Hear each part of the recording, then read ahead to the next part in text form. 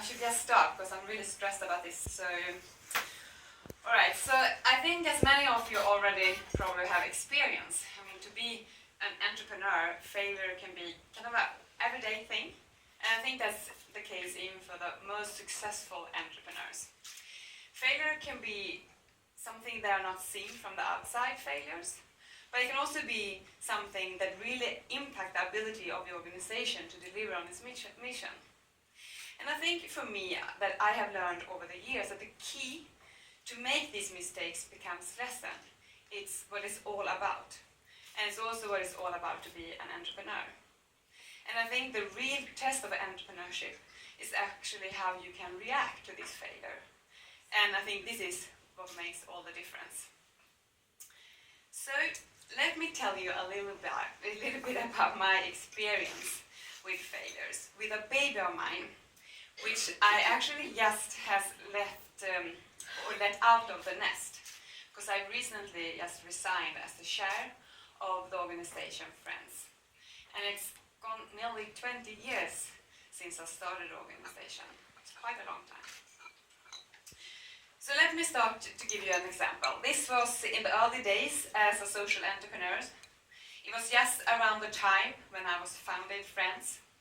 And I had just landed McDonald's Foundation as a national sponsor. And I was super excited. I mean, to get a corporate sponsor, and especially back then, really 20 years ago, it was a huge thing. And of course, it allows us to pursue our mission to work against bullying. And at this particular time, I was about to hold a day-long workshop for students. Over 200 students came. It was a great morning of support for this new movement with students against bullying that was all about Friends. And everything was going great. And then it was time for lunch. And thanks to this new sponsor, I proudly presented and distributed McDonald's vouchers to everyone. I mean, free lunch to all the students. I thought that was an awesome thing. But this was in Umeå in 1998, home of hardcore and veganism. The political movement against the meat industry and international companies was stronger than ever. And as a little side note, McDonald's even needed to close down their franchise in Umeå. And that was actually the first time globally a McDonald's franchise was not being successful launch in a new market. So, I mean, McDonald's was a symbol of all even, of healthy and unacceptable corporate practice. So out of my 200 lunches, only about 15 were eaten, and the rest of the students actually decided to stay hungry that day.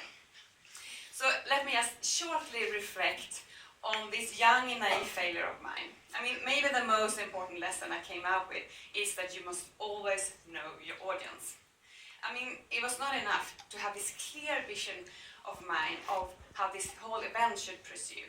I mean, the important purpose, the mission, the vision, and I know that I was so focused on this, so nothing else really matters for me. So I totally overlooked the impact of the relationship between two stakeholders. And this time it was the audience and the sponsor. The unique value offer must always be considered for all stakeholders, whether they are participants, users, payers, or have another role. This was a real hamburger fiasco, but still it was only a lunch. I think I have a picture of a hamburger actually. But in the same time period, around the turn of the millennium, I realized that my organization could really need a professional board. So I logically gathered expertise and experience that I felt could be to a good help for the organization.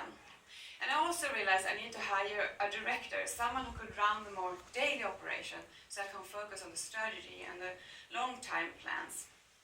It sounds quite reasonable, quite a good plan at that time. And I felt also very proud that I had managed to collect those experts. And they were also, like me, very passionate about preventing bullying in schools. And I felt very good when all this was organized. I felt that now the organizations were stable and all set. But then one day, I walked by a restaurant that was not far from Friends' office, and I happened to run into all of my newly appointed board members having lunch with the new director. I was very surprised to see them there.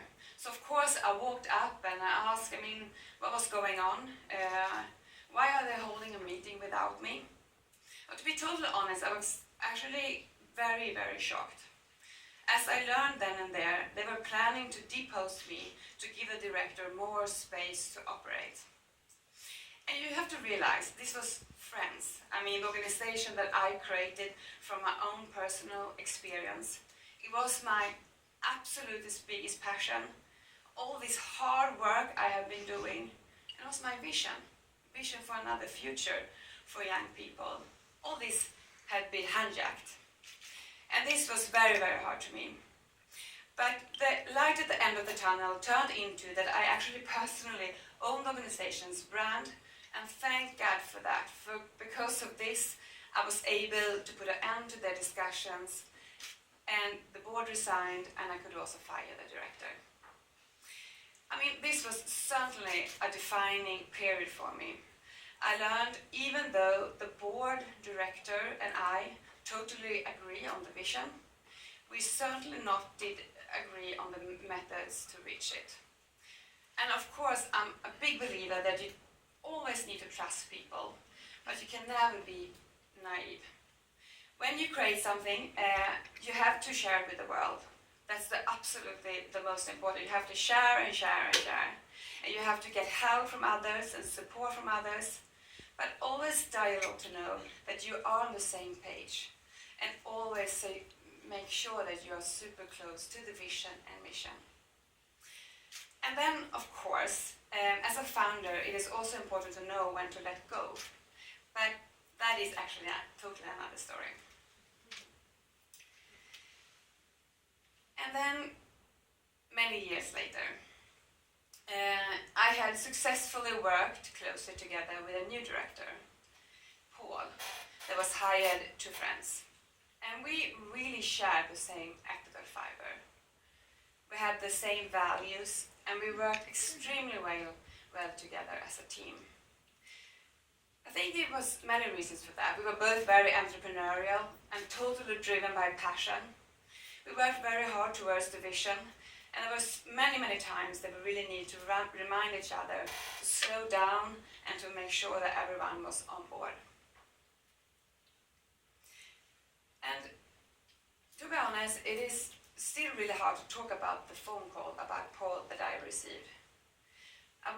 For me, it was just a normal, regular morning. I was on my way through a busy Stockholm when the phone rang. And on the other end, there was a voice that informed me of the terrible news. Paul had suddenly and unexpectedly died. And he was still very young, and he was also a very, very dear friend of mine. And the sadness was, of course, totally overwhelming. I quickly had to leave everything to take care of the daily operation again. And to be in such grief and pain, it was not easy to, in the same time, trying to be super sharp, take decisions and strategies forward, supporting the whole organization. And I also learned that Paul had most of his work in his head and not documented anywhere. So in this situation, I kind of panicked. So I just decided I needed to hire a new director. And in the sadness, I thought I needed to hire someone who was the opposite profile of Paul and me.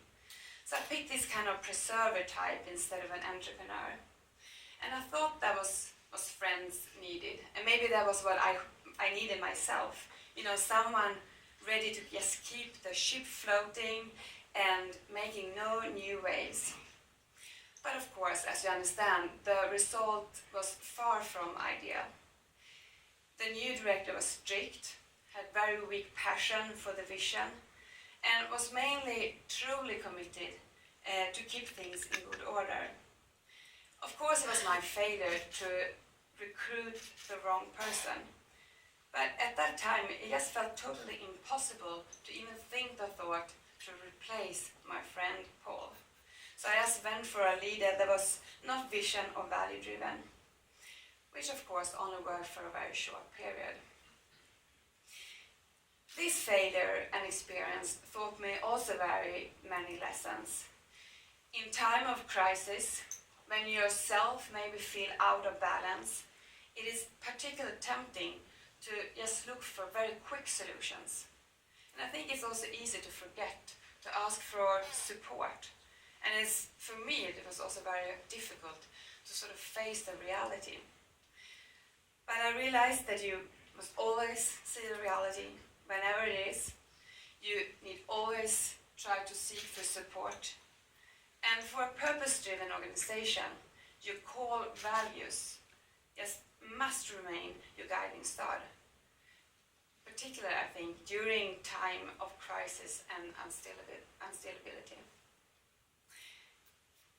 And I have no questions that my failures will continue in different shapes and sizes.